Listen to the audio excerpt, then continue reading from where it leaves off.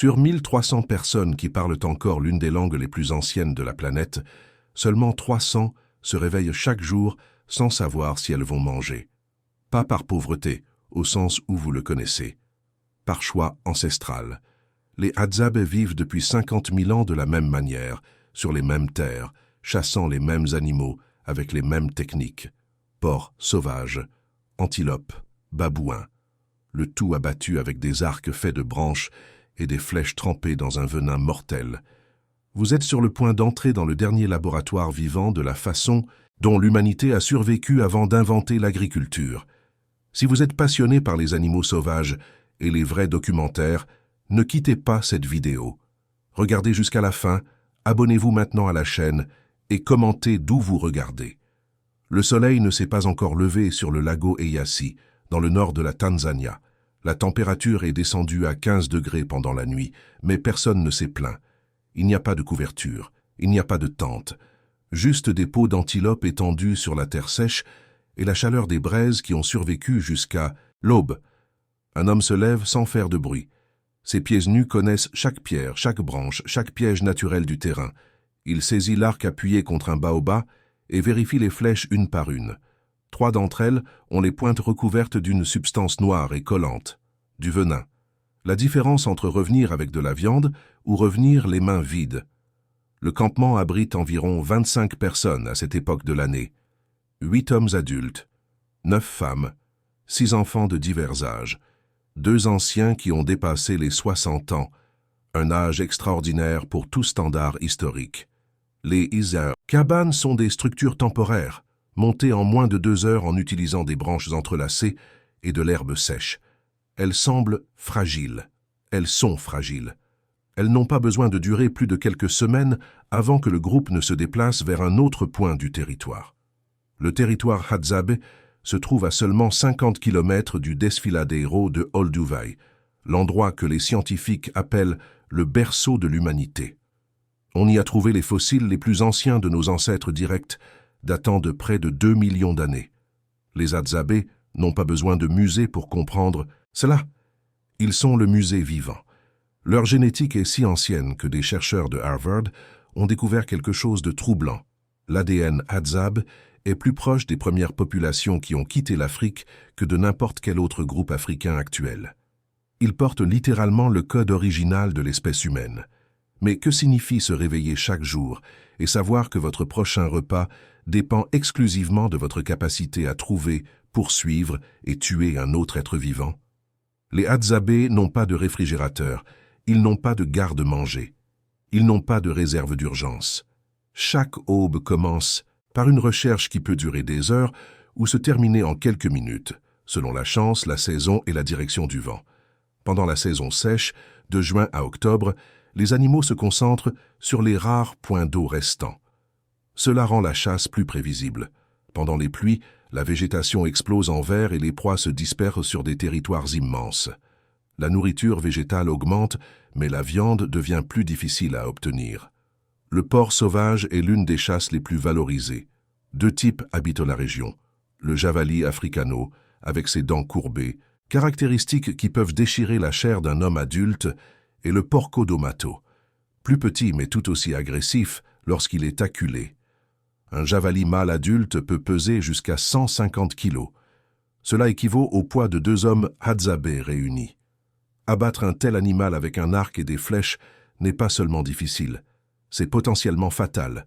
Les chasseurs partent en groupe de 2 ou 3, rarement plus. Le bruit est l'ennemi. Les Hadzabe ont développé une communication presque télépathique pendant la chasse. Des gestes minimaux, des regards, des mouvements de tête imperceptibles pour qui ne connaît pas le code. Ils peuvent passer des heures dans un silence absolu, traquant des empreintes dans la poussière, identifiant des excréments frais, lisant des signes qui seraient invisibles pour toute personne extérieure. Une trace de porc sauvage raconte une histoire entière à qui sait lire. La profondeur des empreintes indique le poids de l'animal. La distance entre elles révèle la vitesse. Le motif montre s'il marchait tranquillement ou s'il fuyait quelque chose. Les excréments frais confirment depuis combien de temps il est passé par là. Des marques de groin dans la terre indiquent que tout l'animal a fouillé à la recherche de racines ou d'insectes. Des poils coincés dans des épines révèlent la hauteur et la couleur du pelage. Les Hadzabe traitent ces informations instantanément, comme vous lisez un message sur votre téléphone portable. Pour eux, le sol est un écran qui ne s'arrête jamais de se mettre à jour. Cette capacité de lecture n'est pas mystique, c'est un entraînement intensif depuis l'enfance. Un garçon Hadzabe accompagne les chasses avant même de savoir marcher correctement, porté sur le dos de sa mère pendant qu'elle collecte des fruits et des racines près du groupe de chasse. Vers l'âge de 3 ans, il joue déjà avec des arcs miniatures faits spécialement pour sa taille. À 6 ou 7 ans, il parvient à toucher de petits oiseaux à courte distance. À 10 ans, il fabrique ses propres flèches. Chaque étape du développement est accompagnée par l'observation directe des plus expérimentés. Il n'existe pas d'école formelle. Le territoire entier est la salle de classe. Quand il trouve la bonne trace, la poursuite commence. Elle peut durer 20 minutes, elle peut durer 5 heures. Le porc sauvage est intelligent et méfiant. Au moindre signe de danger, il court vers les broussailles les plus denses, où les épines déchirent la peau de quiconque tente de suivre. Les chasseurs doivent anticiper où l'animal va, et pas seulement suivre où il est allé. Cela exige une connaissance intime du territoire. Des décennies d'expérience accumulées. La mémoire de chaque ravin, chaque formation rocheuse, chaque couloir naturel entre la végétation. L'arc Hadzabe est une œuvre d'ingénierie surprenante. Fabriqué en bois local, généralement à partir d'arbres appelés kongoroko, il développe une force de traction d'environ 300 newtons. À titre de comparaison, les arcs olympiques modernes génèrent environ 210 newtons. L'arc Hadzabe est plus puissant que l'équipement utilisé dans les compétitions internationales. Des études scientifiques ont mesuré la vitesse des flèches, 45 mètres par seconde. Une flèche Hadzabe traverse l'air plus vite que la plupart des balles de tennis professionnelles. Mais la force brute ne suffit pas quand votre cible peut vous tuer en retour. C'est ici qu'intervient le venin. Les Hadzabe utilisent principalement 2 plantes pour fabriquer leurs toxines mortelles. La première est l'Adenium obesum, connu sous le nom de Rosa do Deserto. La seconde est le Strophanthus emini. Toutes deux contiennent des glycosides cardiaques, des substances qui interfèrent directement avec le fonctionnement du cœur. Quand la flèche pénètre la chair de l'animal, le venin entre dans la circulation sanguine. D'abord vient la faiblesse, puis la désorientation. L'animal commence à chanceler comme s'il était ivre. Finalement, le cœur s'arrête. Le temps varie selon la taille de la proie. Un petit oiseau peut mourir en quelques secondes. Un porc sauvage de 100 kilos peut mettre plus d'1 heure. Pendant ce temps, les chasseurs suivent la proie blessée, observant les signes d'empoisonnement progressif. Ils savent exactement quand la trace commence à devenir erratique, quand l'animal s'arrête pour se reposer plus fréquemment, quand il est sur le point de tomber. La préparation du venin est un rituel qui exige précision et un soin extrême. Les hommes collectent des parties spécifiques des plantes, généralement le tronc charnu de la Rosa do Deserto, qui contient la plus forte concentration de toxines. Ils écrasent le bois jusqu'à former une pulpe, le font bouillir dans l'eau jusqu'à ce que le liquide s'évapore et qu'il reste une substance noire et visqueuse. Cette pâte est appliquée sur les pointes des flèches juste en dessous de la pointe en métal, jamais sur la pointe elle-même. Cela permet à la flèche de pénétrer d'abord, créant la blessure, et seulement après, le venin entre en contact avec la circulation sanguine. Il n'existe pas d'antidote. Un enfant Hadzabe apprend dès son plus jeune âge à ne jamais jouer avec les flèches empoisonnées qui traînent dans le campement. Une égratignure accidentelle peut être fatale. Les hommes manipulent le venin avec un respect qui frise la révérence. Avant de l'appliquer sur les projectiles, certains goûtent de petites gouttes du sang des proies blessées pour mesurer l'intensité. Plus c'est amer, plus l'effet est fort. C'est une science empirique affinée par des milliers d'années d'essais et d'erreurs. Pensez à ce que cela signifie en termes de connaissances accumulées. Des générations de chasseurs expérimentant différentes plantes, observant les résultats, ajustant les dosages, développant des techniques d'extraction, tout cela sans écriture, sans laboratoire, sans aucun registre formel. La connaissance passe de père en fils par la pratique directe. Un garçon Hadzabe commence à accompagner les chasses vers l'âge de 5 ans.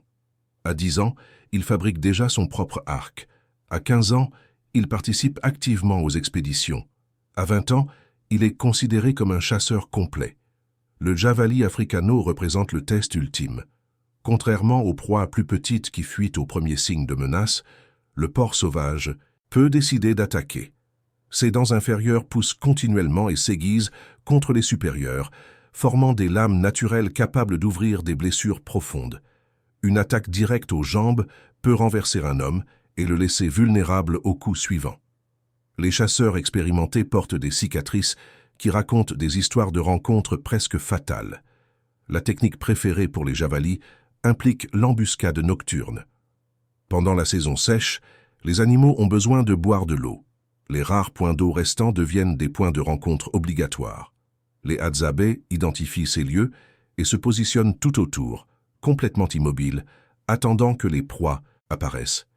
Ils peuvent passer la nuit entière accroupis entre les rochers, supportant le froid, les moustiques, les scorpions. Le silence est absolu. N'importe quel bruit peut alerter le porc à des centaines de mètres de distance. Les chasseurs contrôlent même leur respiration, inspirant lentement par le nez, expirant sans son par la bouche entr'ouverte. Le moindre toussotement, le moindre craquement de branches sous le poids du corps signifie des heures d'attente gaspillées. Certains vétérans parviennent à rester dans la même position pendant plus de 6 heures consécutives, sans bouger. C'est une discipline physique et mentale que peu d'athlètes modernes pourraient égaler. Quand le porc s'approche enfin pour boire, le chasseur n'a que quelques secondes pour viser et tirer. La distance idéale se situe entre 15 et 30 mètres. Plus près, il risque d'être détecté par l'odorat aiguisé de l'animal. Plus loin, cela compromet la précision. La lumière de la lune, quand elle existe, aide à viser. Les nuits les plus sombres, les chasseurs dépendent presque exclusivement de l'ouïe pour localiser la proie et de la mémoire musculaire pour réussir le tir. Si la première flèche touche la cible, l'attente commence. S'il rate, le javali disparaît dans l'obscurité et des heures de positionnement sont perdues. Le taux de réussite varie énormément. Les chasseurs vétérans réussissent environ 7 tirs sur 10 à des distances moyennes. Les jeunes encore en formation peuvent en rater plus de la moitié. La différence entre l'un et l'autre détermine souvent si le campement mange de la viande cette semaine-là ou s'il survit uniquement avec des racines et des fruits. Comment est-il possible qu'un peuple vive ainsi pendant 50 millénaires alors que tout le reste de l'humanité a radicalement changé? La réponse réside dans la géographie. Le lago Eyasi occupe une dépression de plus de 1000 mètres, carrée dans le Val d'O Rift, entourée d'escarpements volcaniques et d'un terrain accidenté. Pendant des siècles, cette barrière naturelle a protégé les Hadzabe des envahisseurs. Quand les colonisateurs allemands sont arrivés à la fin du XIXe siècle, les Hadzabe se sont simplement cachés. Quand les Britanniques ont pris le relais après la Première Guerre mondiale, ils ont tenté de les forcer à se sédentariser et à planter. Ils ont échoué. Quand le gouvernement tanzanien indépendant a offert des terres et des outils agricoles, les Hadzabe ont accepté poliment, ont tout abandonné en quelques semaines et sont retournés dans la brousse. Cela ne signifie pas qu'ils vivent isolés du monde moderne. Les Hadzabe commercent avec les tribus voisines depuis des siècles. Ils échangent des peaux et de la viande contre des pointes en métal pour leurs flèches. À l'origine, ils utilisaient de l'os ou de la pierre. La transition vers le métal s'est faite progressivement, probablement au cours des 200 dernières années. Aujourd'hui, les pointes sont faites de gros clous ou de ferraille métallique, martelées à froid jusqu'à former la lame désirée. C'est une adaptation pratique qui n'a pas fondamentalement modifié le mode de vie. La corde de l'arc a également changé. Autrefois faite de tendons d'animaux, elle utilise maintenant souvent du nylon commercial, obtenu par échange avec des tribus agricoles voisines comme les Datoga. Le nylon dure plus longtemps et résiste mieux à l'humidité. Les Hadzabe ne voient pas de contradiction à adopter des matériaux modernes. Si cela fonctionne mieux, ils l'utilisent. Ce à quoi ils ne renoncent pas, c'est au principe fondamental: chasser, collecter, partager, se déplacer librement. Le soleil est haut quand le groupe de chasseurs retourne au campement. 3 hommes, un porco-domato d'environ 40 kilos suspendu à une branche que 2 d'entre eux portent sur les épaules. Le 3e vient derrière, surveillant. Le sang coule encore de la blessure sur le flanc de l'animal. La flèche est entrée juste derrière l'épaule, perforant le poumon. Le venin a fait le reste. Il a fallu un peu plus d'1 heure pour que le porc tombe définitivement. Le campement s'anime immédiatement. Les femmes préparent le feu pendant que les hommes commencent à traiter la carcasse. Il n'existe pas de boucher spécialisé. Chaque homme adulte sait comment dépecer un animal. La première coupe retire la peau, qui sera étirée et séchée pour un usage ultérieur. Elle peut devenir un sac, un étui pour flèches, ou du matériel d'échange avec les tribus voisines. La seconde ouvre la cavité abdominale pour retirer les organes. Les intestins sont vidés et nettoyés. L'estomac sera utilisé comme récipient pour l'eau ou la graisse. Rien ne se perd, absolument rien. Même les os sont utiles, soit comme outils, soit comme matière première pour d'autres artefacts. Tout le processus prend moins d'1 heure lorsqu'il est exécuté par des mains expertes. Les enfants observent chaque mouvement, absorbant des techniques qu'ils utiliseront pour le reste de leur vie.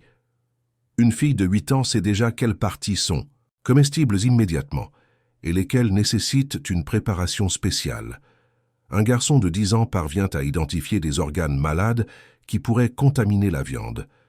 Cette connaissance anatomique pratique dépasse celle de nombreux étudiants en biologie dans les pays développés. Il existe une hiérarchie dans la distribution de la viande. Les chasseurs qui ont effectivement abattu l'animal ont droit à certaines parties considérées comme spéciales. Le cœur, les reins, le foie, la langue, les organes génitaux. Ces portions sont appelées épèmes, un terme qui désigne également les hommes adultes qui ont déjà tué du gros gibier. Un jeune Hadzabe ne devient épème qu'après sa première grande proie. Généralement, cela arrive vers l'âge de 20 ans. Avant cela, il ne peut pas participer au repas rituel où ces parties nobles sont consommées. Mais le reste de la viande appartient à tous, littéralement, à tous. Il n'existe pas de concept de propriété individuelle sur la nourriture. Le chasseur le plus habile du groupe reçoit la même portion que le plus inepte. Le nouveau-né a le même droit que l'ancien le plus respecté. Ce système de partage radical est ce qui maintient la cohésion sociale depuis des millénaires. Personne n'accumule, personne ne meurt de faim pendant qu'un autre mange trop. L'inégalité n'a tout simplement pas de sens quand votre survie dépend directement de la coopération. Observez ce qui se passe quand un seul chasseur obtient une proie particulièrement grande, un buffle par exemple, ou une girafe. Des animaux de cette taille fournissent assez de viande pour nourrir 30 personnes pendant plusieurs jours, mais les Hadzabe n'ont aucun moyen de conserver cet excès. Ils ne connaissent pas assez de sel pour la salaison. Ils n'ont pas de récipient pour fumer la viande correctement. Alors que font-ils? Ils déplacent tout le campement près de la carcasse. Ils mangent tout ce qu'ils peuvent les premiers jours. Ils partagent avec les groupes voisins qui apparaissent, attirés par la nouvelle. Et quand la viande est finie, ils continuent leur chemin. Ce nomadisme n'est pas erratique. Les Hadzabe connaissent leur territoire comme vous connaissez votre maison. Ils savent exactement où trouver de l'eau à chaque saison, quels arbres produisent des fruits à quelle époque, où les porcs ont l'habitude de s'abriter pendant la chaleur de la journée, où les abeilles construisent leurs ruches dans les troncs creux des baobabs. Cette connaissance intime du paysage est transmise oralement, à travers des histoires et l'expérience directe. La relation avec le miel est particulièrement fascinante. Les Hadzabe ont développé un partenariat unique avec un oiseau appelé Indicador grande, connu localement sous le nom de Guya de Mel. L'oiseau parvient à localiser les ruches d'abeilles, mais ne peut pas accéder à la cire et aux larves qu'il souhaite manger. Les humains parviennent à ouvrir les ruches, mais ont du mal à les trouver au milieu de la végétation dense. La solution? Une coopération interespèces. L'oiseau appelle les chasseurs avec un chant spécifique. Les hommes répondent par des sifflements. L'indicateur vole alors d'arbre en arbre, s'arrêtant toujours pour vérifier si les humains suivent. Quand il arrive à la ruche, il se pose et attend. Les Hadzabe montent sur le baobab en utilisant des pieux enfoncés dans le tronc comme échelons, expulsent les abeilles avec de la fumée, collectent le miel et laissent une partie de la cire et des larves pour l'oiseau. Les deux sont gagnants.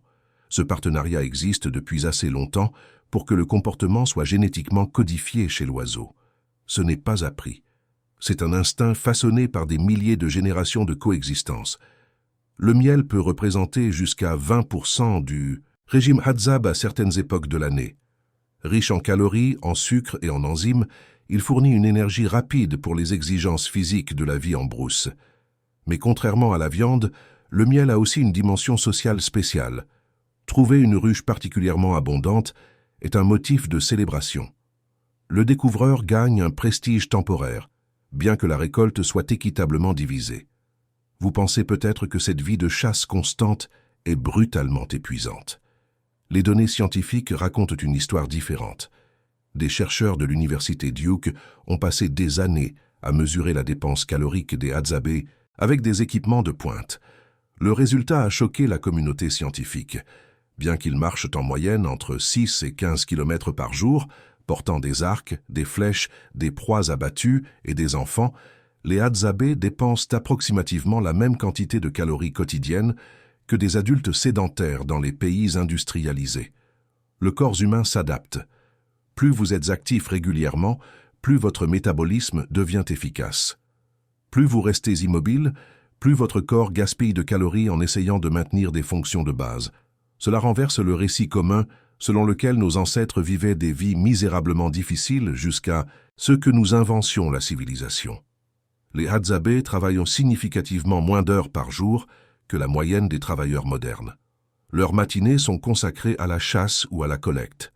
Leurs après-midi impliquent souvent du repos, de la socialisation, de la fabrication d'outils. Il n'y a pas de chef exigeant de la productivité. Il n'y a pas d'horaire de bureau. Il n'y a pas de week-end parce qu'il n'y a pas de semaine de travail dont il faut se reposer. La structure sociale est radicalement égalitaire. Il n'existe pas de leader formel. Les décisions sont prises par consensus informel. Si quelqu'un n'est pas d'accord avec un choix du groupe, il s'en va simplement et rejoint un autre campement. Il n'y a pas de punition. Il n'y a pas de ressentiment. La fluidité est totale. Les mariages se font sans cérémonie formelle. Les divorces aussi. Les enfants appartiennent à la communauté autant qu'aux parents biologiques. N'importe quel adulte peut discipliner ou nourrir n'importe quel enfant. Cette absence de hiérarchie déconcerte les observateurs extérieurs habitués à des structures de pouvoir claires. Qui décide quand le campement se déplace? Tout le monde et personne. Quelqu'un suggère que la chasse est rare dans la région actuelle. D'autres sont d'accord ou pas. La conversation continue jusqu'à ce qu'émerge une direction que la majorité accepte. Ceux qui ne sont pas d'accord peuvent suivre le groupe quand même, ou partir seuls. Il n'existe pas de vote formel. Il n'existe pas d'autorité pour imposer des décisions. La cohésion vient de l'interdépendance pratique, pas de loi ou de châtiment. Les conflits, quand ils éclatent, dégénèrent rarement en violence physique. L'arme la plus puissante dans une société Hadzabe est la réputation. Un homme qui ne partage pas correctement sa chasse, qui ment sur ses capacités, qui traite mal les plus faibles, perd progressivement le respect des autres. Les gens cessent de vouloir chasser avec lui. Les femmes évitent de se lier à lui. Dans un environnement où la coopération est littéralement une question de vie ou de mort, être mal vu par le groupe équivaut à une sentence d'exil. Cette fluidité s'étend à l'identité tribale elle-même. Les Hadzabe n'ont pas de mythe d'origine qui les sépare des autres peuples. Au fil des siècles, ils ont incorporé des individus de tribus voisines qui ont choisi d'adopter leur mode de vie. Des agriculteurs ruinés par les sécheresses, des bergers ayant perdu leurs troupeaux, même des fugitifs de conflits dans d'autres régions. Si vous vivez comme un Hadzabe, chassez comme un Hadzabe, parlez la langue et suivez les coutumes, vous êtes Hadzabe. La biologie importe moins que la pratique. La langue Hadzane est possiblement l'une des plus anciennes encore parlées au monde. Elle contient des sons de clics qui n'existent dans pratiquement aucune autre langue en dehors de l'Afrique australe, où les peuples Khoisan utilisent un système similaire. Mais les analyses linguistiques confirment que le Hadzane n'a pas de parenté avec les langues Khoisan. C'est un isolat, une relique d'une époque où la diversité linguistique humaine était incomparablement plus grande qu'aujourd'hui. Pour un porc sauvage, rien de tout cela n'importe. L'animal ne sait pas qu'il est poursuivi par le dernier lien direct avec la préhistoire humaine. Il ne sait pas que la flèche qui le touche porte un venin développé sur plus de générations que n'importe quel médicament moderne.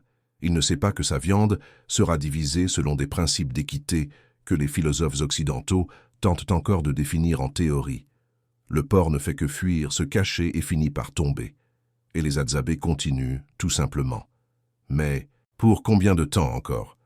Au cours des 50 dernières années, le territoire Hadzabe a rétréci de 90%. Des fermiers ont occupé les plaines fertiles.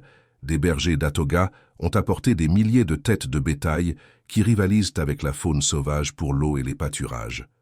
Des plantations d'oignons se sont propagées sur les rives du lago Eyazi, transformant des zones de chasse en champs agricoles irrigués. Chaque hectare converti à l'agriculture est un hectare de moins pour chasser. Chaque troupeau qui passe effraie les proies potentielles. Chaque puits foré pour l'irrigation assèche les sources naturelles dont dépendent les animaux. La pression est constante et vient de toutes les directions. Par le nord, l'expansion touristique liée au parc national do Serengeti et au cratera de Ngorongoro attire des investissements en infrastructures qui fragmentent l'habitat. Par le sud, des tribus agricoles comme les Isanzu avancent progressivement à la recherche de nouvelles terres cultivables. Par l'est, les bergers d'Atoga ont besoin de pâturages de plus en plus vastes pour leurs troupeaux croissants. Les Hadzabe se retrouvent littéralement coincés au milieu. L'ironie est brutale. Les Hadzabe vivent depuis 50 millénaires dans cette région sans jamais épuiser ses ressources. Ils n'ont jamais déboisé, ils n'ont jamais pollué, ils n'ont jamais exterminé d'espèces. Leur empreinte écologique est virtuellement nulle. Et maintenant, ils sont poussés vers les marges par des peuples dont les pratiques destructrices exigent une expansion territoriale constante pour compenser l'épuisement de ce qu'ils occupent déjà. Le gouvernement tanzanien a reconnu des droits territoriaux formels aux Hadzabe en 2011, garantissant plus de 20 000 hectares dans la région de Yaeda-Chini. Ce fut une victoire importante, mais insuffisante. Le territoire garanti représente une fraction de ce que leurs ancêtres parcouraient librement. Et même à l'intérieur de ces frontières officielles, l'invasion continue. Des bergers ignorent les limites. Des braconniers munis d'armes à feu déciment les populations de proies. La surveillance est précaire quand elle existe. Certains Hadzabe ont abandonné la vie traditionnelle. Ils travaillent dans des fermes voisines pour des salaires misérables. Ils vendent de l'artisanat aux touristes qui arrivent dans des jeeps climatisés. Ils posent pour des photos en échange de pourboires. Ils ont appris que le monde extérieur valorise leurs différences comme un spectacle plutôt que comme un mode de vie légitime. Pour beaucoup de jeunes, la séduction des vêtements, des téléphones portables et des motos est plus forte que l'appel de la brousse. Sur les 1300 Hadzabe qui existent aujourd'hui, seuls 300 à 400 vivent encore exclusivement de la chasse et de la collecte. Ce sont eux qui se réveillent avant l'aube, vérifient leurs flèches empoisonnées et partent à la recherche de porcs sauvages sans aucune garantie de succès. Ce sont eux qui dorment sous les étoiles, partagent chaque bouchée de nourriture et déplacent leur campement au gré des saisons.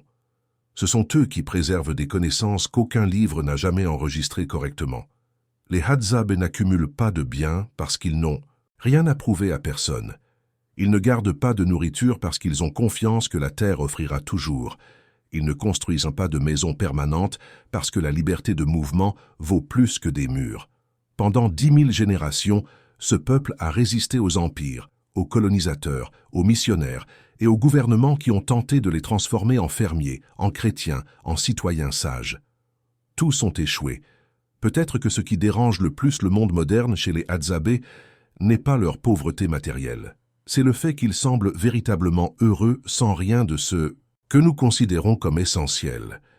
Des études scientifiques de l'université Duke ont confirmé quelque chose de troublant. Bien qu'ils marchent des kilomètres chaque jour pour chasser et collecter, les Hadzabe dépensent la même quantité de calories que des personnes sédentaires dans des bureaux climatisés. Le corps humain s'adapte. Ce qui ne s'adapte pas, c'est l'âme étouffée par un excès de confort. La prochaine fois que vous ouvrirez un réfrigérateur plein à 3 heures du matin en vous plaignant qu'il n'y a rien à manger, souvenez-vous. Il existe un peuple qui se réveille avant le soleil, marche pieds nus sur les pierres, affronte les serpents et les scorpions, fabrique du venin à partir de plantes, traque des porcs sauvages pendant des heures et considère pourtant chaque repas comme une bénédiction partagée. Les Hadzabe ne sont pas des reliques du passé. Ils sont un miroir qui montre tout ce que nous avons perdu pendant que nous gagnions.